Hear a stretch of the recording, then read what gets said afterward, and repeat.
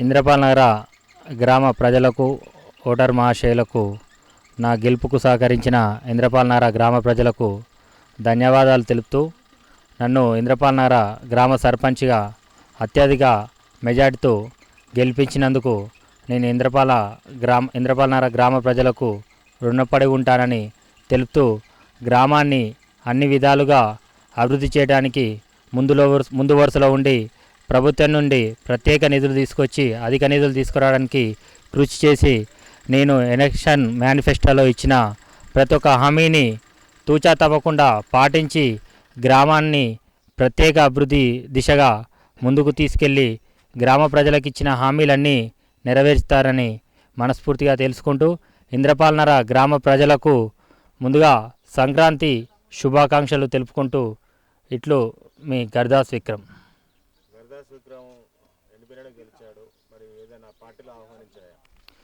మేము ప్రస్తుతం ఇంద్రపాల్ నగర గ్రామ ప్రజలు అన్ని పార్టీల కుల మతాలకు అతీతంగా నాపై నమ్మకంతో ఇంద్రపాల్ నగరానికి ఒక యువ నాయకుడు అయితేనే ఈ గ్రామాన్ని అన్ని విధాలుగా అభివృద్ధి చేస్తాడనే నమ్మకం పెట్టుకొని నన్ను గెలిపించారో, అదే గ్రామ ప్రజల సహకారంతో గ్రామ ప్రజల నిర్ణయం మేరకు నడుచుకొని గ్రామాన్ని అభివృద్ధి చేయడానికి ఏ విధంగా చేస్తే ముందుకెళ్తుంది, గ్రామం డెవలప్ అవుతుందనే ఒక ప్రణాళికతోటి గ్రామ ప్రజల సహకారం తీసుకొని నేను ముందుకెళ్తాను.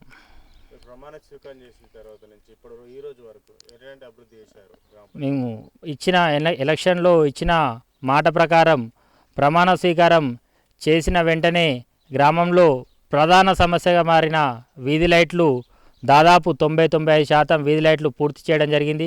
ఇంకా మాకు ఎలాంటి నిధులు, ఎలాంటి అధికారికంగా మాకు ఎలాంటి చెక్ పవర్ కూడా ఏమి ఇవ్వకముందుకే ఇచ్చిన మా సొంత నిధులతోటి మేము పనులు ఆల్రెడీ ప్రారంభించాం. ప్రభుత్వం నుండి నిధులు వచ్చినా రాకున్నా మేము ఇచ్చిన హామీలను తూచా తప్పకుండా దాతల సహకారంతో మా సొంతంగా ఇచ్చిన హామీలను ప్రతి ఒక్కటి తప్పక నెరవేర్చుతానని తెలియజేస్తున్నాను.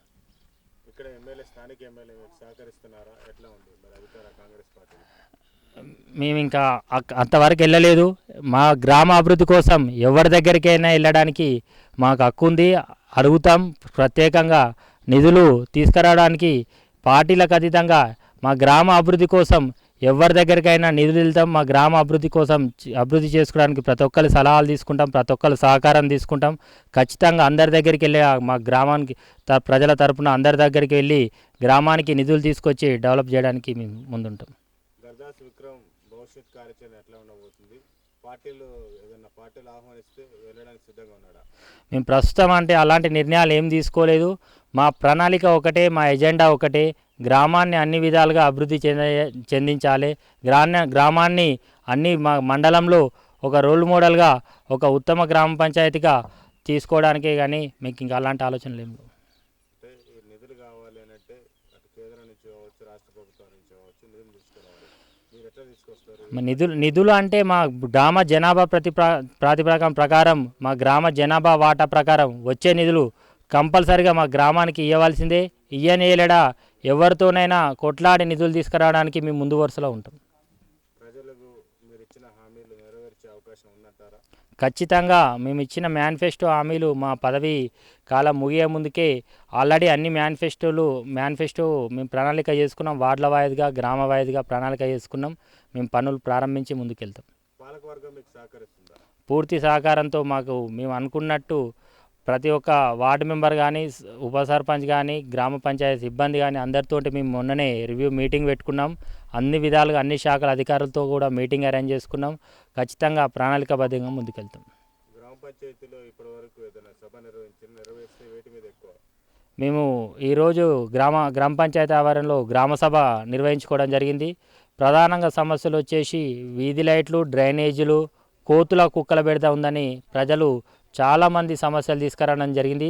దానికి ప్రణాళిక వేసుకొని ఈ సమస్యలకు ఏ విధంగా నివారించాలో ముందుకెళ్తాం.